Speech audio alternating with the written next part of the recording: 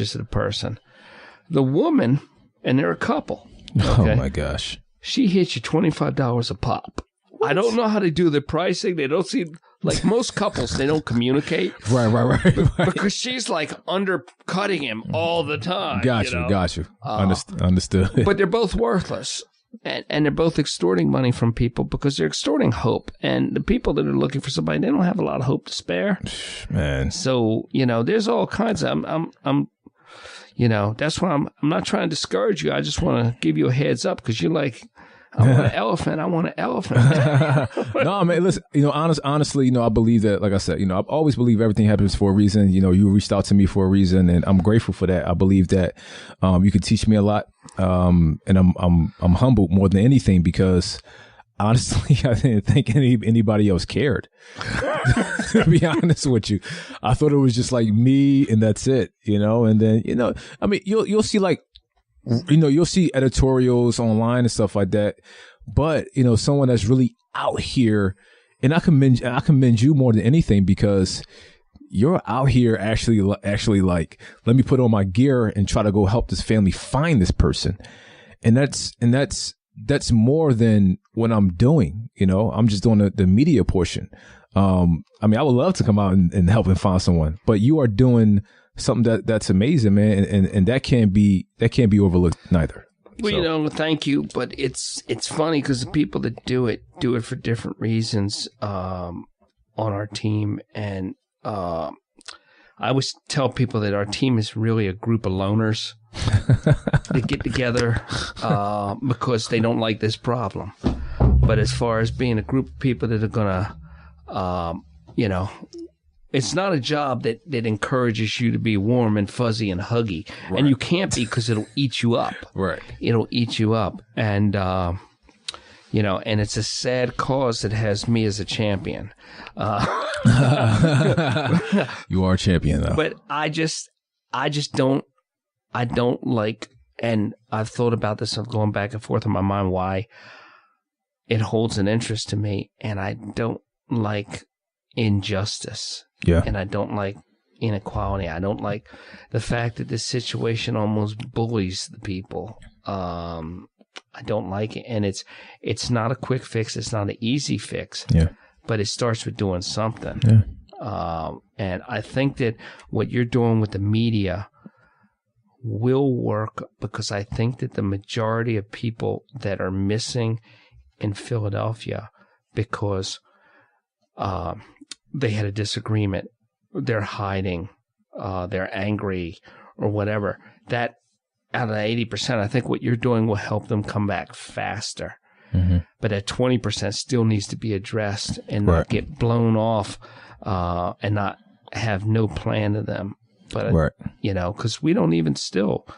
Yeah. You call up your state rep or whatever and ask them statistics on missing persons. They go, well, I don't know. They don't know. Yeah. And how can you fix a problem if you don't even have any sense of how big it is? Right. True. It's true. You can't. Yeah, you can't. That's true. I mean, like I said, all I can do is continue to do my part. I always say, you always hear the cliche, be the change you want to see in the world. And it's true. But then also, I always say my job is to put my small dent into the world that's going to make a difference. And, I was blessed to be on television. So I want to continue to help, the people in my city. And then, if it gets bigger and, then it gets bigger. But we have to start home first. Right. And the problem is people don't commit to their homes anymore. True. They're there to move, and usually young people move like 87 times in life or whatever. And years ago it was said about me as a joke, and I still carried it around. They said, and somebody said it just recently about we used to go all over for surgeons, and we still do, but we're not so arrogant to think there's no one else that can help. And if we can make a difference, we will. But overall, time and everything, there's people closer, and we help out in different ways. So we're not going to Virginia or whatever for surgery like we used to or whatever.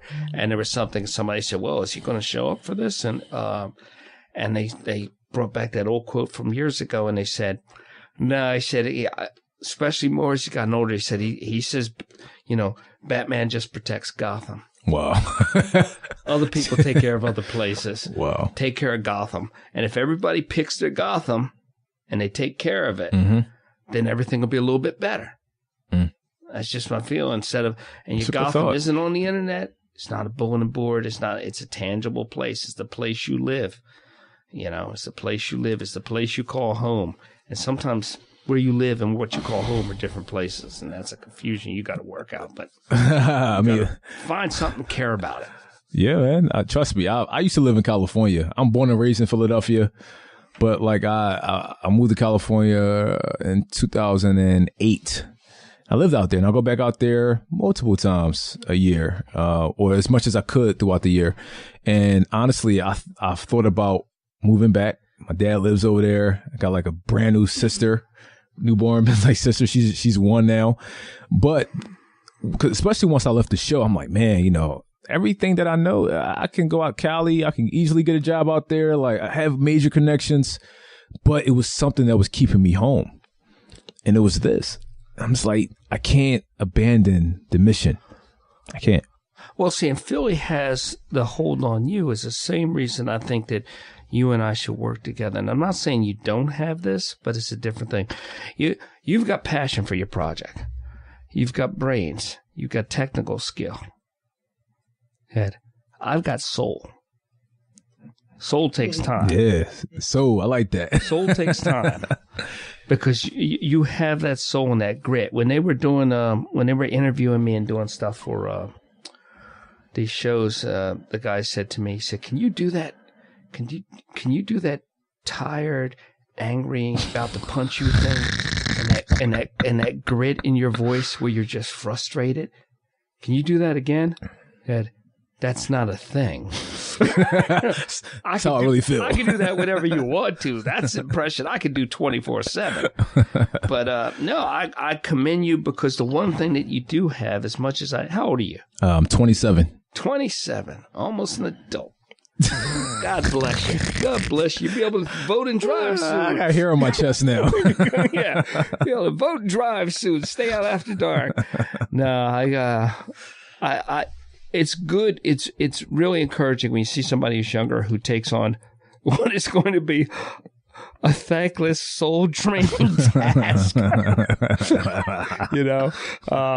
It's rewarding. Especially somebody that came from, I don't want to say the glamorous job, but the slightly glamorous job of being on TV and running around, and to do something that will give you a different kind of satisfaction, but something you will have a lot of difficulty explaining to your former TV friends about why you do it. Yeah. But anything you want to say in closing? I mean, honestly, I just want to thank you for the opportunity to be on the show. I just want people to just continue to follow Deeper Than Journalism. Over the next few months, we're going to be putting out a lot of content. Starting next week into the future. And, I really look forward to working with you and learning. Yeah, no problem. And, and everybody listening, be your brother and sister's keeper, mitigate problems, stop it before it even comes to us, and, if you have to throw a net over them, but whatever you have to do, it's better. A lot of people don't intervene, I find, in these cases in time because they don't want to cross boundaries. They don't want to be rude. And I've pissed off more than my share of people in this life. And I hope they all have a long, happy hate of me because I did it to help them, And it's better to have somebody who is alive and pissed than dead that liked you. Yeah. So hit the button, Russell.